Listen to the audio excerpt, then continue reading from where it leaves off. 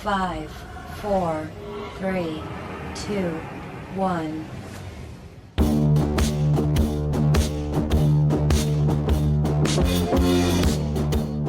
Stroud lofted over the middle. It's wide open for Collins, his number one target across the 40 for a gain of 21. This one goes to Brevin Jordan, the tight end, makes a man miss, and then shows off the speed. Jordan, pedal to the middle. He's gone.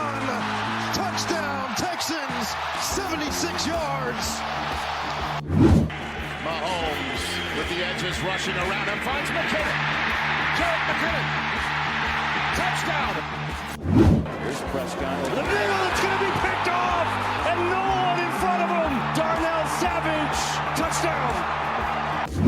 Oh, a little miscommunication there, but Love still stands there. He's got a man wide open. It's Dobbs. Comes back to get it. Romeo Dobbs racing up the sideline, and he's down inside the 20. Jones again, running left, running up the middle, and running in for a touchdown. The third today for Aaron Jones. Goff looking to throw. Throws back in the end zone. Laporta! Touchdown Detroit again. They're 3 for 3. It's 2nd and 9 for Jared Goff on the line. 3 and 5. Goff's going to throw, and it's caught by St. Brown for a first down. Josh steps up, and he's going to get the first down.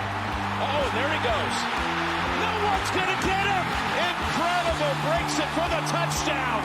52 yards. Unbelievable. Josh Allen. Mayfield wide open. There's more again. His second catch. Still working through this secondary. And a touchdown, Tampa Bay. No flags. You're listening to another edition of Sports Today with Peter J. Here's your host, Peter J. Mulroy.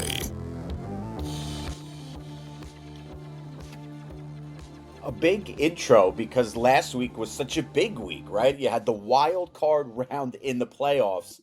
Everything that went down, I think across the board in the 6 games, my personal picks just on the money line, straight up 3-3. Looking like a complete disaster with the way things opened, because even though Cleveland was the minor favorite against Houston last week, I think the way they were playing, and despite the fact that CJ Stroud's probably going to win the Rookie of the Year, and rightfully so, many people were comfortably rolling with the Cleveland Browns. I was one of them. And you heard in that intro package that I freshen up every week, just a complete rundown of Wild Card Week. Cleveland was never in the game.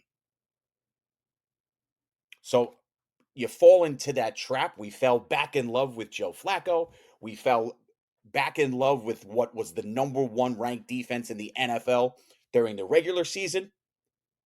And at the end, it culminates with a 45-14 Houston Texans triumph as they move on in dominant fashion. Welcome to the latest edition of Sports Today with Peter J. A touch after 7 p.m. on the East Coast on this Friday, January 19th.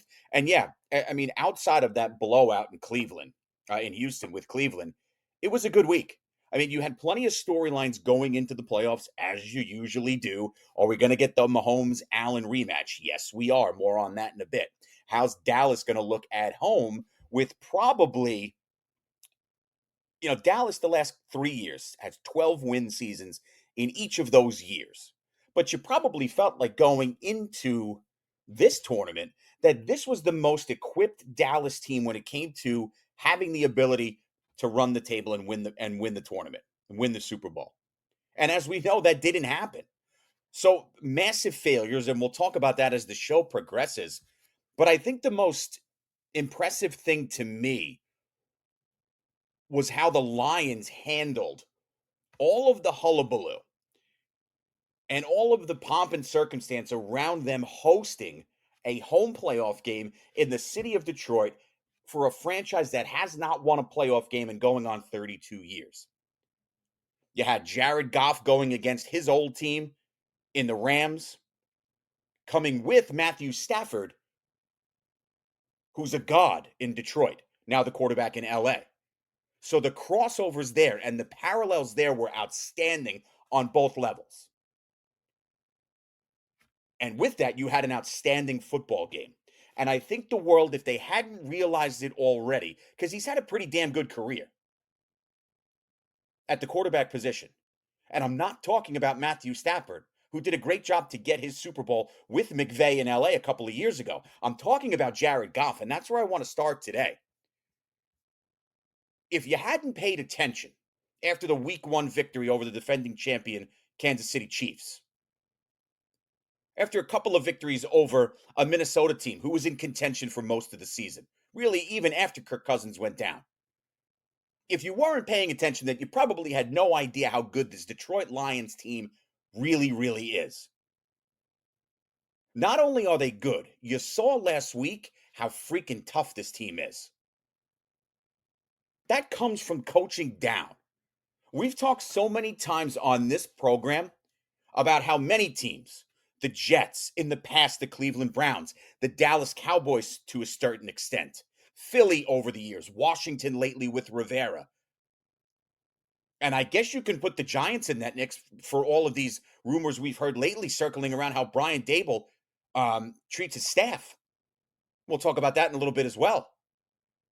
But we've talked about so much of the negative when it comes to coaching and how there's no chain of command that's followed. Perhaps with the New York Jets. We've harped on that over and over again, beating a dead horse about how they don't follow through, about there doesn't seem to be a clear-cut plan. Well, there is one in Detroit, and you know that now. Up against it, needing to move the chains late in that game last week, a first down seals the deal, and they call a pass play. And Goff hits St. Brown in stride as his lead dog. Detroit moves the chains, and that stadium, folks, if you were watching that game, it was probably as loud as you heard a National Football League stadium this season. You talk about a city that has been thirsting for Lions success, for NFL success, go no further than the fans of the Detroit Lions. And oh, by the way, you've got fans in that building that are diehard Michigan Wolverine fans. That's a hell of a week for those guys. How many Michigan Wolverine hats did you see on that TV screen if you were watching the game? That's heaven on earth for those people. And this is coming from a guy who detests the Michigan Wolverine football program probably more than anyone on this planet. That's a hell of a run for those fans. And how can you not like Dan Campbell? Second tight end on the Giants throughout his career, played for the Cowboys for a little bit. Good guy, likable guy. Does this guy know X's and O's?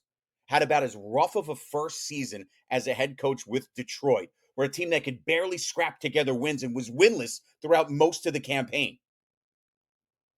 And you're thinking it's going to be another historically bad stretch for Detroit. But what did they do? They build through the draft. They make logical trades that might take time to see the results. And I'm specifically referring to the Goff move that brought him here and sent Stafford to LA. And it probably wasn't an easy pill to swallow when Matthew Stafford then won a Super Bowl with the Rams.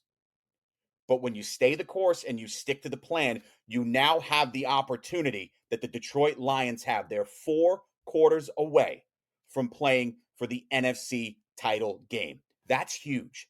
That is something that half a decade plus ago was unthinkable. And it's because of the system that is in place from the top down in Detroit, believing in one another and playing together. Jared Goff was magnificent in that game. 22 of 27, 277 yards and a touchdown, beyond efficient, moved the change. They were clutch on third down, and they kept the ball out of the Rams' hands when they need it because they were able to move the football. That's how you win football games, specifically when it comes to playoff time. And that's exactly what they did. This was a Detroit team that came in, perhaps teetering a little bit, right? You had a uneasy feeling. They get the heartbreaking loss to Dallas. What kind of team is going to show up when it matters most as they get set to actually host a playoff game? And you saw that. They're gritty. They're tough. They hit you in the mouth. And that team plays together, and they don't do dumb things with the football. I mean, you could be listening to this program as if you're a New York fan, an LA fan out on the West Coast, even a Niners or an Eagles fan. More on them in a little bit. Raise your hand if you'd like to have the care for the football that the Detroit Lions showed you last week. It's easy to say if you protect the quarterback, you'll be successful. It's easy to say if you protect the football, you'll be successful. Well, those are two things Detroit does as well as anyone, folks. And if you do those things well, you will win games. Teams like the New York Giants, the New York Jets, the Washington Commanders don't do those things, and they don't win football games. Look no further than the bad stretch down the end of the season that the Jacksonville Jaguars went through. Couldn't run the ball, couldn't protect, turning it over, no passing game, and lazy defense. You're out. You know, I use the example of the Missouri football program and Eli Drinkwitz because I talk so much about them that you would think that I was a Missouri Tiger fan, because they show the right way to build a college football program. In the National Football League, you can look at the Detroit Lions. Yes, the Detroit Lions as that example. Cleveland was a wonderful story this year, especially what they went through at the quarterback position. At one point, they were down 4 starters on the offensive line. Kevin Stefanski did a masterful job with that team, and then they just got outplayed thoroughly by Houston this past weekend. They're a great story, but they are not Detroit. I don't know if the Lions are going to win the Super Bowl. They're damn well capable of it. But what you saw there is a team that is completely ready and up to the challenge of the opportunity that is now facing them. And I don't know from a football fan perspective if there's a fan base in a city that deserves it more than Detroit. And could you imagine being a Lions fan and a Michigan Wolverine fan if you had Michigan win the national title and then the Lions win the freaking Super Bowl in basically 6 weeks' time? I'd give my right arm for Notre Dame to win one national championship in football or basketball.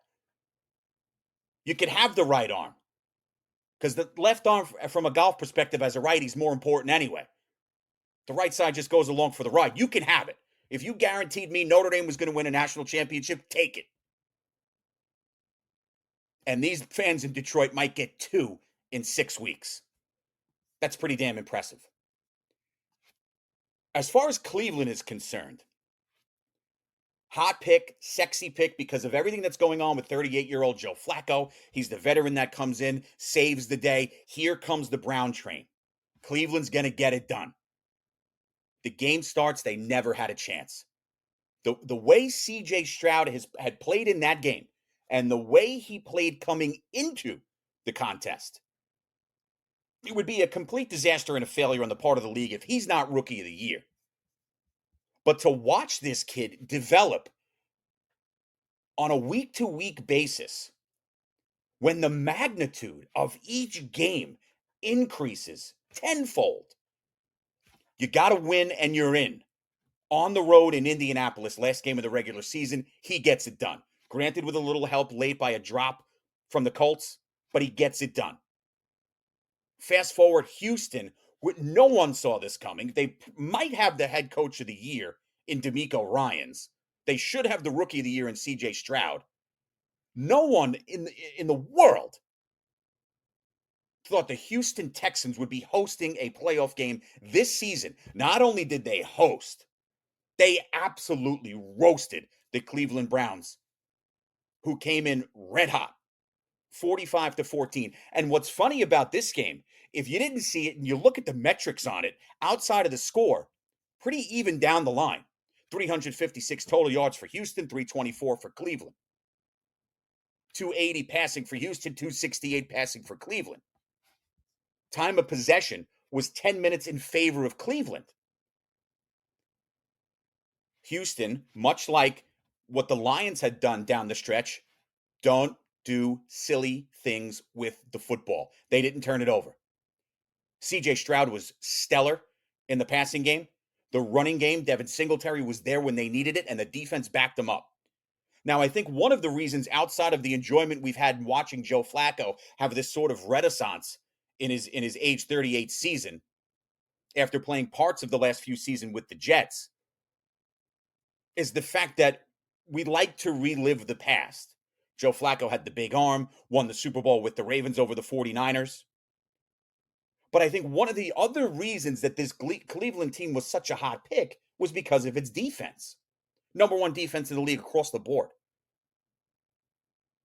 Now, statistically, it doesn't look bad, but if you watch that game, outside of a really, really bad pick six that Joe Flacco threw in a spot where you just can't do it, the Cleveland defense, especially on the back end, had no answer for what Stroud and company were throwing at him. Nico Collins, it was like they were playing 11 on 10, and they forgot about Nico Collins. And that is something that you didn't see from this Cleveland defense. Nico Collins was able to do whatever he wanted. Stroud, 16 of 21, 274, and 3 scores. I mean, that's not supposed to happen. Not that CJ Stroud is not good. Not that Nico Collins hasn't developed nicely this season. That's not supposed to happen against a number one defense and a team that prides itself on winning football games defensively, especially when you have offensive deficiencies. But that is exactly what happened to the benefit of the Houston Texans as they move on. So that Lions performance and the Texans performance, at least in my opinion, were the two biggest of the weekend. You had 6 games, all with some level of intrigue. Now, I know my picks for the most part this year, straight down that money line, if you've been following and using them, they've been pretty damn good. But I went a 500 3 for 3 last week, and I was fairly confident that the Dallas Cowboys were going to get it done. They hadn't lost at home all season, barring a near defeat to Detroit in late December. I was comfortable, despite my sheer hatred for that franchise, in picking the Dallas Cowboys. If you listened to the show last week, you'll remember this. Green Bay, I think, is going to cover this game. I think it's close, but I think Dallas wins by less than a touchdown. I truly believe that. I think it's going to be a really good game, and by the skin of their teeth, and you'll have a couple of strokes in that audience in Dallas, but I think the Cowboys move on. Although I will say this, it's going to be hilarious if the Dallas Cowboys lose. It is going to be hilarious if the Dallas Cowboys lose. Let me say that a third time. It is going to be hilarious if the Dallas Cowboys lose. I'm laughing already. Now, those of you who listen to the program know how seriously I take this, but fandom is allowed. It should be there. As a lifelong New York Giant fan, and I have disagreements with friends all the time that despise the Philadelphia Eagles more, there is not a team on this earth that irks me, that bothers me, that can ruin a week for me more than the Dallas Cowboys. I'm a Yankee fan. My hatred for the Dallas Cowboys is so strong that it almost makes it look as though I love the Boston Red Sox, if I can put it in those terms. I didn't think Dallas was going to lose last week. I told you it'd be high scoring. 2 quarterbacks that could sling it, with Prescott and Love coming into the game. I was confident that you'd hit that over, and you did. You probably even could have swayed me because of Dallas's track record in the playoffs, as we now see, that maybe Green Bay wins the game by 2-3 points. I could have maybe been persuaded into that. But I did not see what happened in the game coming. I mean, you talk about how bad the Cleveland Browns were. Give me a worse performance at a worse time in a bigger spot than what the Dallas Cowboys rolled out there last week with a quarterback who was playing MVP level football, and you could probably say outside of Lamar Jackson, who's my personal pick for the NFL MVP this year, that Dak Prescott was the leader in the clubhouse. That might have not, and he got garbage stats late to throw over 400 yards. The 48-32 win for Green Bay. The game wasn't even that close, folks. That was probably the worst game Dak Prescott's played in his career. And if you're just a box score freak, that won't come across. And yes, it was hilarious. The text message threads that I was in with my buddies and some guys that I used to work with who do this on a much higher level than I do, we're having a field day. Because things like that, you're going to have bad days. Absolutely. Absolutely, you're going to have bad days in pro sports, college sports, high school, junior high. It happens, right? It's unpredictable. If you are the Dallas Cowboys, 3 consecutive regular season campaigns of 12 wins, getting into the playoffs, losing in the wild card round 2 years ago, losing in the divisional round last year, what happened last weekend at home as the 2 seed in the NFC and the NFC East champion on a 12-win campaign, loaded up offensively with CD Lamb playing the best football of his life. What happened cannot happen. Period. Stop. That's the bottom line. There was one part of me that it was halftime, and Dallas gets the late score to end the half that they desperately needed. And you're thinking, in game time, you've got 30 minutes left of football. With an offense like Dallas down 20 at home, the game is not over. There was a part of me that thought that, and I'm sure some of you share that sentiment or had those feelings. And what does Green Bay do right out of the gates after Dallas gets a quick 3 to cut it to 17? They go right down their throat, run that football with Aaron Jones, who had 3 touchdowns on the night, and it's total domination. An awful pick 6 from Prescott. You heard it in the opening package, and it just wasn't Dallas's day. That's being polite. And despite the fact that I, like all of you, and football fans who follow it as close as we do, specifically Cowboy fans, know Jerry Jones is loyal, sometimes to a fault, when it comes to his head coaches. Look no further than Jason Garrett. I'll be honest with you. There was not for 1 second did I think that Mike McCarthy was going to lose his job. Despite the postseason failures, you've got a wild card and a divisional loss, and now a second wild card round loss in the last 3 years after 36 regular season wins. I get it. I get the resentment right now from the fan base toward the franchise and Jerry Jones' decision-making, Stephen Jones' decision-making. I understand it. I get it. But with the track record with Jerry Jones, he will be loyal to his head coaches. Mike McCarthy's coming back. What I think the issue, if you want to call it that now, as I jump ahead here because I want to stay on this Cowboy track, is the Cowboys are going to have a huge decision to make. And the one at the head coach spot is done. They've made that decision. Mike McCarthy's coming back. The decision they're going to have to come to revolves around Dak Prescott. And this isn't a joke. Because you probably have, of 3 viable options that teams generally will find themselves in with a marquee player who makes a ton of money and is a face of the franchise, and you have to make a decision. You're going to cut this guy, you're going to extend him with a pay, or you're going to trade him. And that's where Dallas is. This is a crossroads with Mike McCarthy not having to worry about that and your head coach coming back. Dallas has some serious meditating to do when it comes to number 4. Because if you look ahead to next season, everybody thinks the Jets are going to have a problem with the financial hit Aaron Rodgers' contract is going to give them.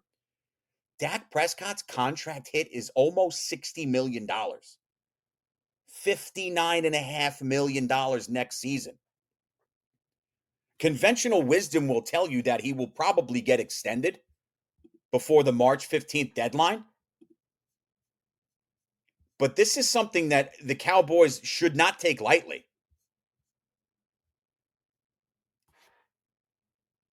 To have a quarterback in Dak Prescott, I'm not taking anything away from the talent that this guy has. You don't accidentally play MVP level football all season. But the idea to potentially make this guy amongst or the highest paid player in the NFL, if you extend him based off that 59.4 number, coming off of a terrible performance against Green Bay, is going to be a tough pill to swallow for that fan base. Now, franchises and teams don't make decisions based on how the fan base feels. That would be insane.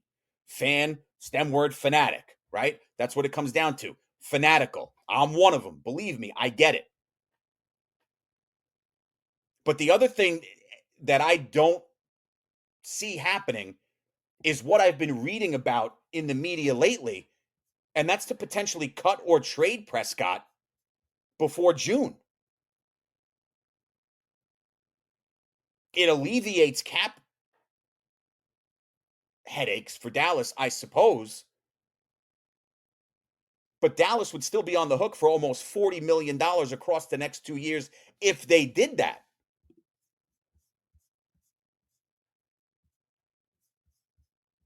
So you can roll into 2024 status quo. What do I think is going to happen? I think ultimately Prescott will get extended. But $60 million a year, coming off a performance where you basically pissed away the season, has got to irk Jones. I mean, it's his gospel, right? It's his Bible. He's the one writing it. He's the one signing the checks. You could see him seething on the sideline too, like the evil emperor from Star Wars, just stewing while the collapse was happening. I mean, if you want to be totally honest, the game was over when Green Bay went up 20-0. But the problem now, the issue for Dallas moving forward is what they do at the quarterback position, because they're going to have other guys that they have to pay. And if I'm Dallas, I would really look into how I can elevate my running game. Tony Pollard's a nice player, but he's not giving them what prime Zeke Elliott gave him. And the fan base can be high on the guy. The proof is in the pudding. He's just not that guy. You look around the rest of that wild card after Dallas's collapse. Kansas City, I know I went with Miami last week. That was one of my losses. I fell for it. I guess I fell into that trap of not believing in Kansas City because I forgot that for the past half decade plus, they possess the best player on the planet in Patrick Mahomes. And Mahomes showed that. You didn't have to do too much last week. Threw the ball 41 times in that freezing cold weather. And by the way, the NFL and the New York governor, Kathy Hochul, moving the Buffalo-Pittsburgh game because of adverse weather. The weather in Kansas City was playing dangerous. Like, they should not have been playing football in negative 30-degree weather. And I get it. John Harbaugh line, football's a sport for tough men. I get it. Negative 30 is dangerous. And I was a little surprised that it was the Buffalo game that got moved because of snow, not necessarily the temperature, but the amount of snow, which they're used to up there in Orchard Park. I mean, they were paying volunteers to come and shovel it out, $20 an hour. Yet they played. I mean, the field in Kansas City looked like it collapsed into itself. It was a rock. The facial hair on Andy Reid was literally freezing. Looked like a woolly mammoth. So I was surprised that the league didn't strongly consider perhaps moving that game back. Maybe it had something to do with the fact that the stretch of weather in Kansas City was going to be violently cold as it is. Regardless of that, the Chiefs get the job done, and it sets up a date with Buffalo, who was simply too much on Monday afternoon for Pittsburgh. 21-7 at the half. Josh Allen efficient again. When Josh Allen protects the football, Buffalo's unbeatable. He likes to take chances. He's got a little Brett Favre in him. I get it. But when he protects the ball, I mean, look at we were talking about this Buffalo team about 5 weeks ago about not even making the playoffs. Now they're the 2 seed, and they ripped the AFC East away from Miami last game of the season. You got a for real team here finally getting a crack at Kansas City in the playoffs at home. And then before we get into some news from around the league, and then I'll give you my divisional round picks. The Cowboy failure was a problem on many levels, right? It's systemic in Dallas. They continue to repeat the same problems. You probably could have made an argument they would go for a younger head coach if they moved on from Mike McCarthy. They have issues financially moving ahead, specifically with what I just said surrounding the future of Dak Prescott and the decisions there. But was there any more of a bomb out than what happened with the Philadelphia Eagles? I can't think of a time recently where I've seen anything like this. Every franchise at some point in a season has gone through the ups and the downs. It happens all the time. You can start a season 6-0, 7-1, and then the wheels fall off. I've seen it happen with the Giants. But what happened this year with this Philadelphia Eagle team was not only shocking, I mean, it was just collectively bad football from the top down. Bad coaching, bad decision-making, laziness on both sides of the ball, and zero life on special teams. This is an Eagles team that was pounded all over the field in all three areas by a Tampa Bay Bucs team who, yes, has talent, but doesn't really do anything that should overly intimidate you. 32-9. Philly goes to Tampa and just gets rolled. Folks, this was an Eagle team that was 5-0. First loss of the season, week 6 to the Jets. They reel off 5 after that to go 10-1. Then the wheels started really falling off. Exhausted. They host San Francisco week 13. Get pounded 42-19. That began a stretch of 3 straight losses and losses in 6 of 7 tries, including the wild card game to Tampa Bay. Now, while Dallas has decisions to make with its future, specifically with Dak Prescott, Nick Sirianni, the head coach of the Eagles, who took him to a Super Bowl a year ago and was a play away from probably winning the damn thing, had his exit interview with owner Jeffrey Lurie today, undoubtedly to discuss the collapse on both sides of the football and see what the future holds. Am I of the mindset that Sirianni deserves another crack to clean this mess up? Yes, I am. Is he going to get it? I have no idea. I think Nick Sirianni should be brought back. He's a strange guy. He's clearly a strange dude. Like, you can sit down and have a conversation with someone. If you sit down and have a conversation with Nick Sirianni, you're going to hear some things. You're going to see some stuff. I mean, you could just see it when you look at him. He's a weird dude. He's passionate. He seems to have the support of that sideline. I didn't read too much about any infighting that took place. You know, Brian Daboll and Joe Shane are going to get a chance to clean up the mess that was made with the Giants this season because they did a damn good job of holding things together. More on that in a little bit. I think Nick Sirianni deserves a chance to bring this back a year after coming out of the Super Bowl. But you're also talking about an owner in Jeffrey Lurie who, because he couldn't come to an agreement about coaching staff with Doug Peterson, fired the only coach in Eagles history to win a Super Bowl. This on the heels of him probably hanging on to Andy Reid years ago, probably for 2-3 years too long. So it's tough to get a read on where this might go from the perspective of Jeffrey Lurie. If it's me, Sirianni gets another crack at it.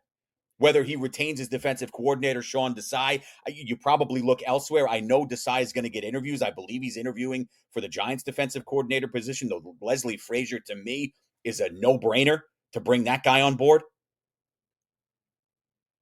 And this is a Philly team that let Baker Mayfield throw for 330 and 3 scores. Kate Otten, David Moore, Trey Palmer, and Mike Evans were all over the field.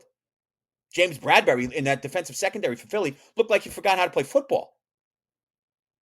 So yes, it was a catastrophe, unthinkable 2 months ago. If you would have said that the Eagles, forget about being out in the first round, would end the season losers of 6 of 7, including losses to a bad Giant team and a horrendous Arizona team, and then just get rolled out of Tampa Bay. So changes are absolutely going to come in Philly. I don't know that just moving on from Sirianni would be the answer. I think you got to give this guy a chance to clean it up, even if it means bringing in a couple new coordinators. But you got a stubborn owner in there. So I guess we'll learn a lot more about that exit meeting going into the weekend and then probably into next week, because these teams like to act quickly. The less you hear, the probably likelier that Nick Sirianni's staying in town. I think that should be the way it goes. But who knows? It's going to be an interesting rest of the playoffs, and obviously more news will come outside of the games that are being played on the field. I'm Sensei Felicia. I'm Sensei Mike Karim, and we are the owners and instructors of Dento Tekina, Judo, Jiu-Jitsu, and MMA Dojo on Victory Boulevard in Staten Island, New York. If you're looking to improve or refocus your overall physical and mental health, come join us on the mat, where we offer a variety of classes from ages 4 and up for all experience levels. Whether you're interested in self-defense, learning the traditional Japanese fighting methods of Judo and Jiu-Jitsu, or taking our MMA conditioning courses, we have what you need to take your training methods to the next level. So come join us at Dento Tekina, Judo, Jiu-Jitsu, and MMA Dojo on Staten Island.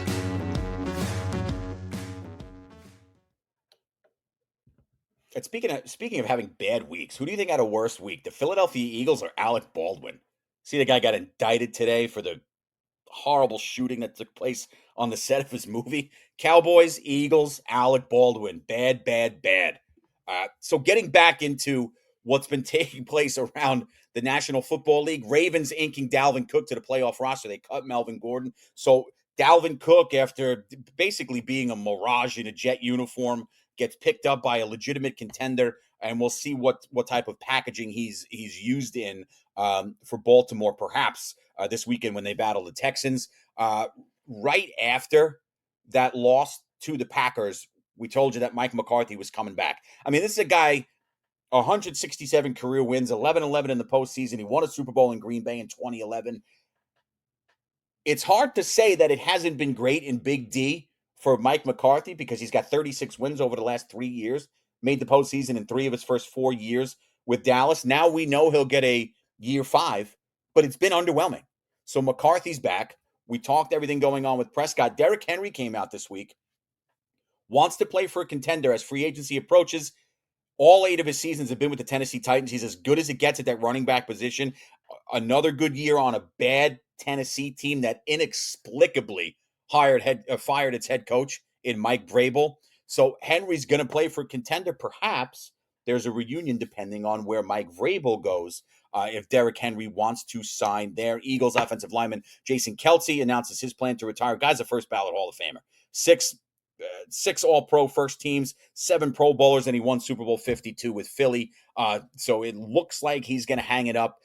Nick Sirianni has basically said as much, as is Kelce. So it looks like Jason Kelce's probable Hall of Fame career has come to a close. Jim Harbaugh interviews with the Chargers and the Falcons, and Bill Belichick had a second interview with Atlanta. Would lead you to believe that it is probably a done deal if Belichick is able to get his way and put in the system and have the control that he wants, as particular as he is. Atlanta's got the talent. They've got a defense. They have to figure out the quarterback position. Because I think many people would say it's fair to say that it is probably not Desmond Ridder, at least from what we've seen, specifically as it relates to the turnovers. So if that is the marriage that happens between Belichick and Atlanta, there's talent there. He'll have the support of owner Arthur Blank. He'll be able to do whatever he wants to do in a city that has a passion for that football team and a brand new, beautiful stadium. Many think it's an odd fit for Belichick in the Dome, a franchise that doesn't scream success without having won a Super Bowl. They've gotten there a couple times, should have beat the Patriots after going up 25 a couple of seasons ago.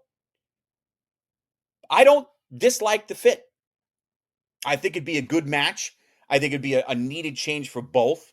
And I think it does make sense. Now, Jim Harbaugh came out and asked for an interesting clause in his contract if he were to stay at Michigan. Does not want anything coming down on him that could cost him his job related to the 2 scandals that surrounded the Michigan program this past season. Sign stealing and otherwise. Harbaugh suspended twice, 3 games a pop for those suspensions this year during Michigan's national title campaign. And he's added literature into his request that he not be removed of duties if further investigation shows more wrongdoing by Michigan. I mean, can you say you're guilty without saying you're guilty? I mean, you know my thoughts on that whole thing, how it went down with Michigan, and how the NCAA continues to handle things, and how you get bailouts from guys like Desmond Howard because he's an alum of the university. It just has them by the you-know-what to constantly defend him. Michigan got caught cheating twice and was handed no penalties.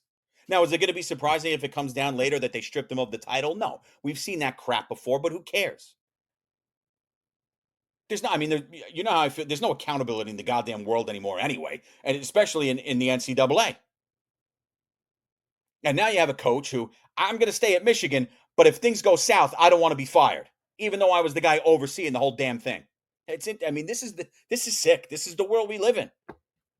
And you know what? If the sanctions were able to come down and there were dark and murky waters surrounding Michigan again, Harbaugh bailed to the NFL because they'll protect him there.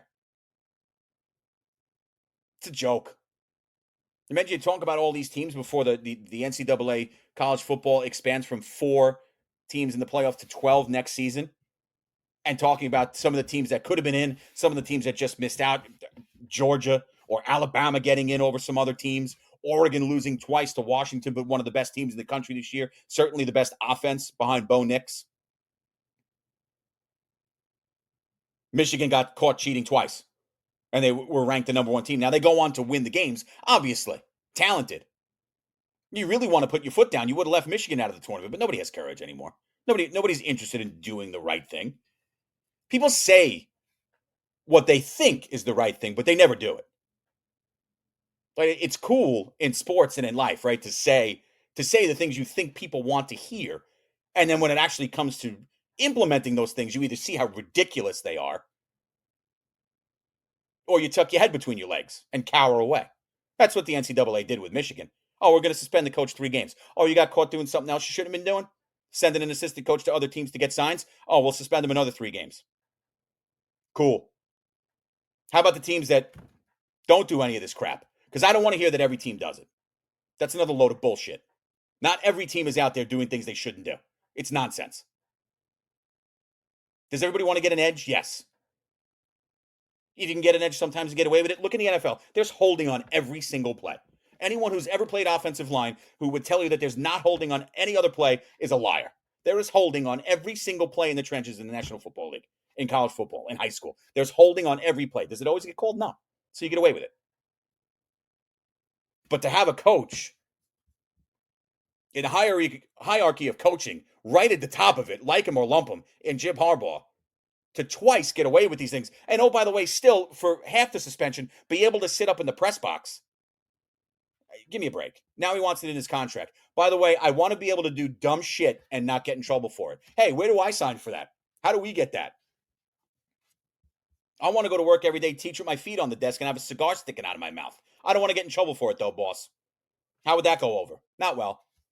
So when I read that, it's amazing. Is it probably an understandable move in the head of Jim Harbaugh? Sure, he's trying to protect himself. But it's a filth look if something like this goes down. And Michigan would do that to make sure that they retain this guy. Okay, anyway, getting into the divisional round, this is, again, you've got some interesting matchups here again, although I don't think, when you look from where we were last week, no Dallas, no Cleveland, Miami's gone. I don't know how many people expected the Texans to be where they are now, but here we are. So I go 3-3 last week. I lost with picking Cleveland over Houston, Miami over KC, and Dallas over Green Bay. Let's start with the Houston-Baltimore game, 4:30 Eastern start, ABC, ESPN, Fubo will carry the coverage there. Look, C.J. Stroud's playing out of his mind. I think it would be disrespectful and irresponsible not to discuss further how well this rookie passer has been. That being said, and we saw that with Jordan Love, that he went on the road. C.J. Stroud's going to do the same thing for the first time in his career. It's never easy. Jordan Love made it look easier than most do when he won in Dallas last week. This Baltimore defense is a different animal. At +9 for Houston, I'm all over the cover. But I think Lamar Jackson, who right now, outside of maybe Josh Allen, is the best player on the planet. He should win the MVP. If I had a vote, it's a no-brainer for me that I would give it to Lamar Jackson. I just think at home, Baltimore is too tough. The game's close. 27-21, something to that tune. I like Baltimore. For those of you putting it down on the DraftKings, FanDuel, whatever, MGM, whatever else, I think Houston at +9 or +9.5. I saw it at one point. I didn't check it today. I think you're comfortable there with the Texans, but Houston really hasn't seen a defense playing at the level of this Baltimore squad. And Lamar Jackson, he should win the MVP. This is just a Ravens team that is clicking, even with the week off. I like Baltimore to move on. Where it gets interesting for me is your second Saturday game, the 8:15 Eastern start on Fox and Fubo. Green Bay +9.5 at San Francisco. After San Francisco pounded Philly in Week 13, I think most of the people who follow the NFL thought that there might have been a changing of the guard when it comes to who's the Super Bowl favorite. Baltimore still wasn't getting enough love. Philly was the darling after that 10-1 start, and then they get smacked by San Fran. Granted, it was a tired Philly team, but we saw down the stretch, right? Philly went on to then lose 6 of 7, starting with that ass-kicking against the 49ers at the link. As much as I like this 49ers team, and Brock Purdy is in the consideration for league MVP, he should be. He's had a nice season. He's done what they need him to do, get the ball to the playmakers, get it to Ayuk, get it to Debo, get it to Kittle, turn around and get it to CMC. He does all those things. Where I don't think you would see too much rust is with this San Francisco defense. But I do, despite the fact that Purdy has played great this season, there were instances a couple of weeks ago against Baltimore where he threw 4 picks. One really wasn't his fault, but 4 picks are 4 picks in a 2-score loss. I have my doubts about this San Francisco team. And if you look at the track record the last 2 months for Jordan Love, he's right up there with what Jackson and Allen have done. Hence why Green Bay is here. If Jordan Love learned the last couple seasons from Aaron Rodgers, hasn't been a full-time starter in 3 years. Now here he is a game away from playing for the NFC Championship game.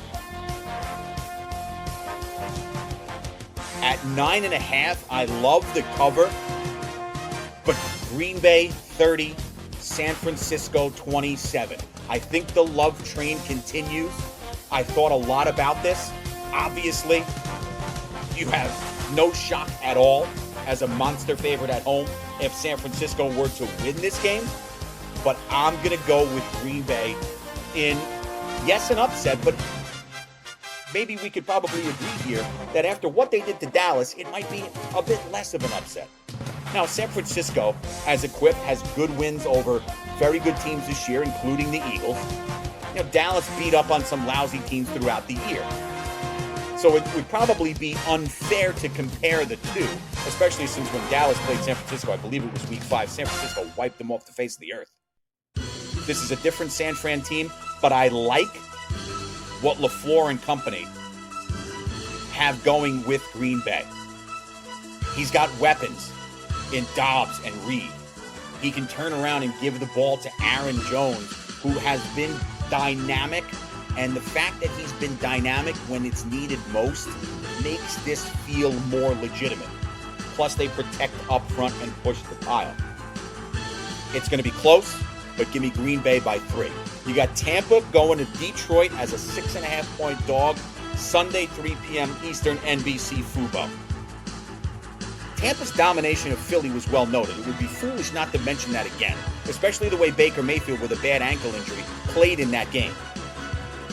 But Detroit's been too good for too long. I was waxing poetically in my open about this Lions team. I love everything about them. It's a likable bunch. Amon-Ra St. Brown it doesn't get enough love as being one of the premier receivers in the league. The kid is that good. And the way Jared Goff has been delivering the football across the board, Matt LaPorta, a young rookie tight end, 80 catches this season. That just doesn't happen at that position in across the landscape of the league now. And he's been beyond the difference maker.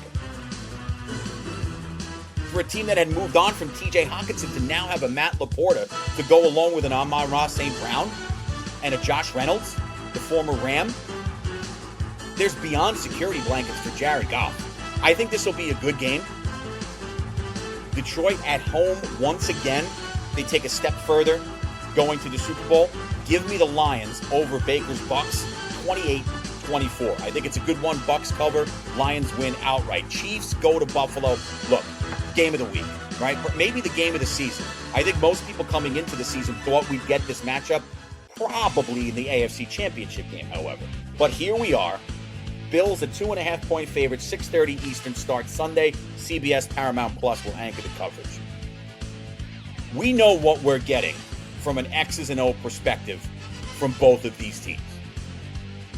What's interesting now, though, is Buffalo's going to get a shot at Kansas City in the playoffs, but up in Orchard Park. Now, the weather's not going to really factor in here because KC and Buffalo are used to these conditions.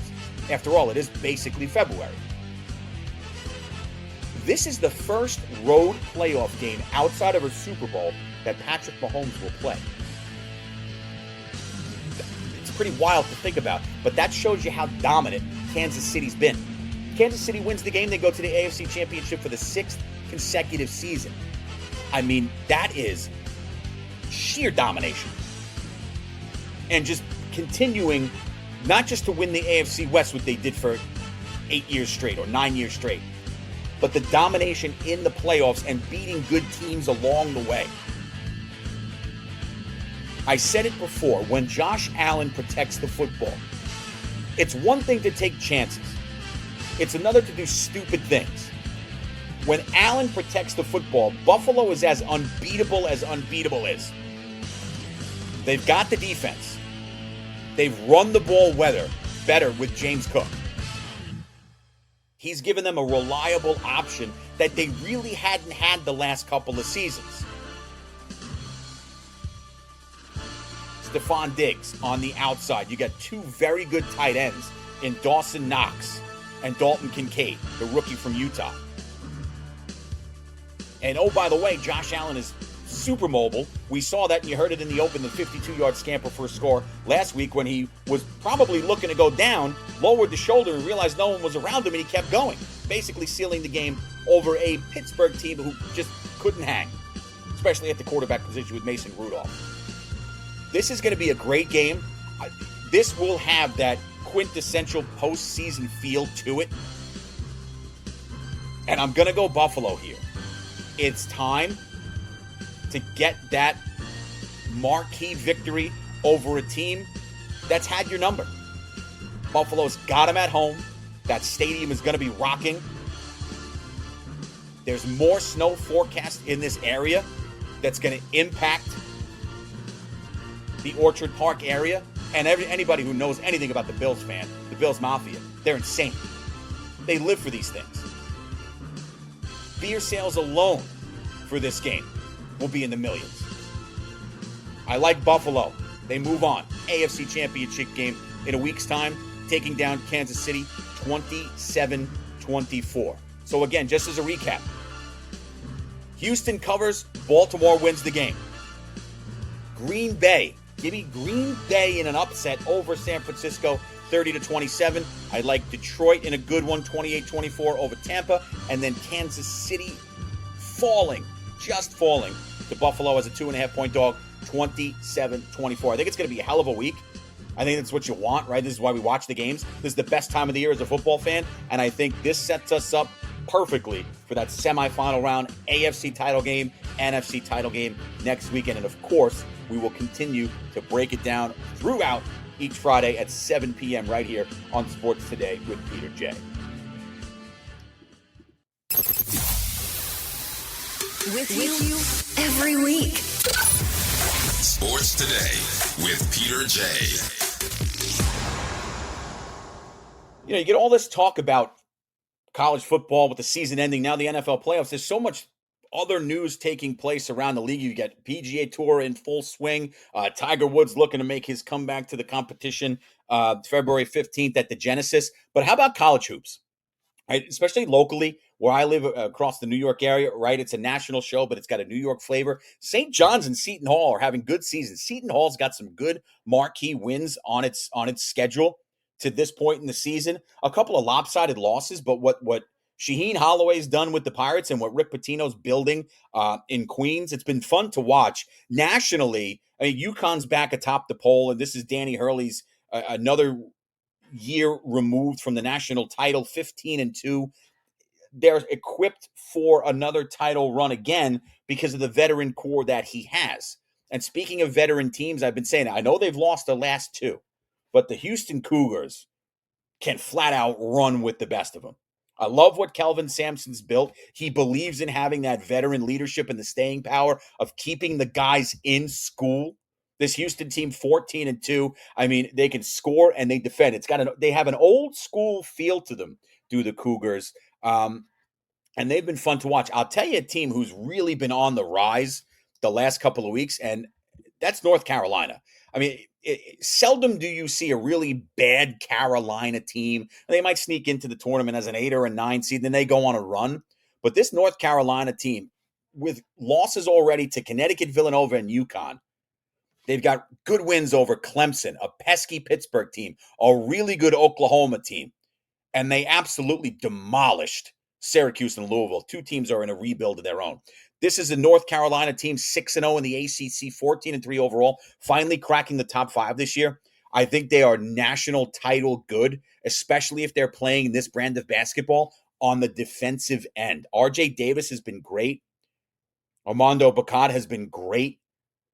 When you have that balance between Davis and Bacot, and then you throw in an Ingram, this is a team, Brandon Ingram, this is a team that can play with anyone, and they continue to show why they should be amongst those teams in the ACC and beyond. I said Brandon Ingram. I meant Harrison Ingram for North Carolina. It's a really, really good team, and there's going to be plenty to talk about this, especially when we get out of the NFL season, when we can start really getting into the nitty-gritty with the National Hockey League, the NBA, and men's hoops.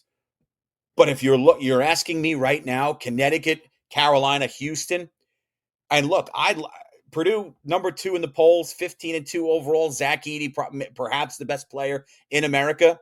It's hard to totally, though I do think this Purdue team is very, very good. Matt Painter has done a hell of a job in 18 seasons at Purdue. It's hard to take Purdue seriously because of the postseason failures. And I'm not just talking about last year, losing to a 16 as a 1.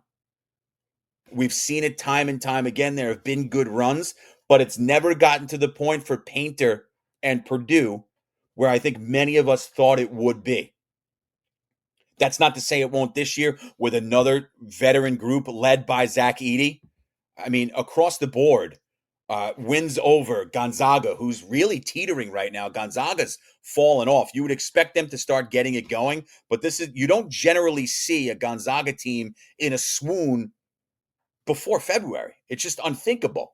Tennessee's a good team. Purdue beat them. They beat Marquette when they were ranked number 4 in the country. They've got legitimate wins, but you've got to do it in March. And that's one of the things we hadn't seen from this Purdue team. You know, Arizona's got a good squad. I loved Arizona in the beginning of the year. I mean, they were rolling. 13-4 is nothing to bat an eye out, but when you look at an Arizona team, they've dropped 4 of 8. Washington State beat them by 3. Stanford beat them by 18.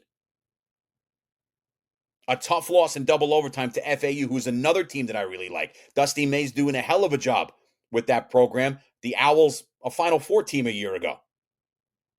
So there's plenty to talk about here. TCU's got a good squad. Jamie Dixon continues to win. McDermott and Creighton, they're doing a great job. Smart and Marquette. Iowa State is 13-3. They've got big wins on their schedule. Texas Tech is back in the top 25, and Ole Miss is 15-1. You can go all over the place with this, and that's the beauty of college hoops. And there's going to be plenty of time to do that. But if you haven't sat down and you're looking for teams to follow at night when there's no football on, maybe the wife or the husband has gone to bed and the kids are all tucked in, and you're looking for something to watch until baseball comes back, men's college hoops right now, watch a UConn game, watch a Houston game, throw on a Tennessee game, and check out this Memphis team as well. 15-2, Penny Hardaway's doing a hell of a job. You want a really fun team to watch that might have some of that Midwestern swag? The Iowa State Cyclones are playing as well as anyone in America right now. And at 13-3, they continue to move up the poll. This is a fun team to watch, battle-tested and tournament-ready. And they're going to get some big contests down the road against the likes of a Baylor and beyond. I mean, it's going to be a fun season, and we're not even through the month of January yet. So we've got the divisional round in the playoffs this weekend. It's going to be awesome. There's tons of college hoops on this weekend as well. And leading into the next week, you know how to subscribe. Podbean, Spotify, Apple Podcasts, iHeart, TuneIn, Google, all the works. The numbers continue to go up. The downloads continue to increase. I could not do it without the viewership and the listenership, following on social media, sending messaging, and subscribing on these platforms. It has wildly exceeded my expectations, and I have an absolute blast doing it. So we'll put a bow on this week's show. Enjoy the weekend of division round football. We got big picks on the way, and we're going to break everything down as we get into conference championship week and beyond before we get into the Super Bowl, which is going to be just, and by the way, I'm trying to get it in motion. Super Bowl Monday. Can we get on this? Can we get some political literature here? Super Bowl Monday needs to be a national holiday. I'll leave you with that, folks. Thanks. Sign up across the board. A big shout out to our sponsors, New York City's Dento Tekina, Judo, Jiu-Jitsu, and MMA Dojo for carrying the load here in the sponsorship. Have a great week, everyone. Enjoy the game. I'll talk to you next week, same time, same place, right here on Sports Today with Peter J. And as always, go Irish.